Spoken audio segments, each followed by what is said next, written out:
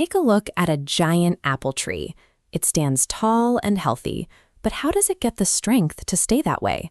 We usually look at the things we can see, the warm sunshine, the wide green leaves, or the heavy red apples. But the source of that strength is actually tucked away below the surface, completely hidden in the dark. These roots are quietly working to find water and nutrients, fueling everything that happens above the ground. It's a pattern we see everywhere. The most impressive results begin with quiet, invisible work.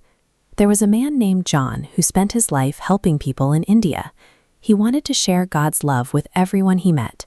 John realized that if he wanted to see big changes in the world, he needed to start by being like one of those hidden roots. He called this underground work prayer, spending his quietest moments talking and listening to God.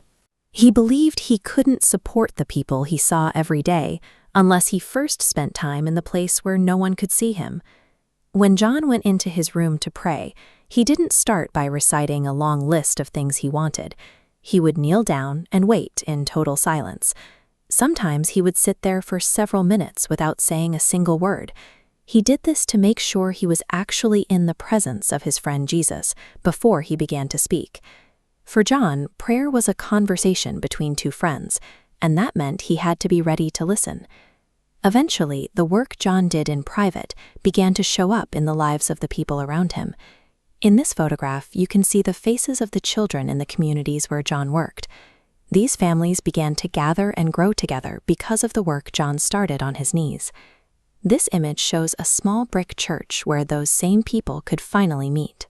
The building was a visible sign of the peace John had been praying for in secret. His quiet time alone was creating a real-world community where hundreds of people felt safe and loved. But sometimes the work would stall. John would notice that the trees seemed to stop growing, and his heart felt heavy. He would ask God why the blessing had stopped, looking deep inside himself for the reason. He realized that when things got difficult, he often forgot to be thankful for the good things that had already happened. John found that saying thank you was like pouring fresh water onto a thirsty plant. Whenever he started praising God again, the heavy feeling left and the work continued.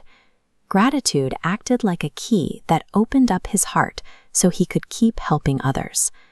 By remembering to be thankful every day, John's roots grew deeper and more resilient than ever. This allowed the community around him to thrive, turning into a wide, shady garden where everyone could find help. John didn't use special tricks or rely on being the most famous person in the room to make this happen. He simply lived his life as close to Jesus as a root stays to the soil. You don't need to be the biggest or the loudest person to make a difference for the people you love. Like John, you can choose to be a strong root by finding a small, quiet place of your own. You can sit quietly and listen, and remember to say thank you for the good things you have. When you spend that time in secret, you're building the strength that helps the world shine out in the open.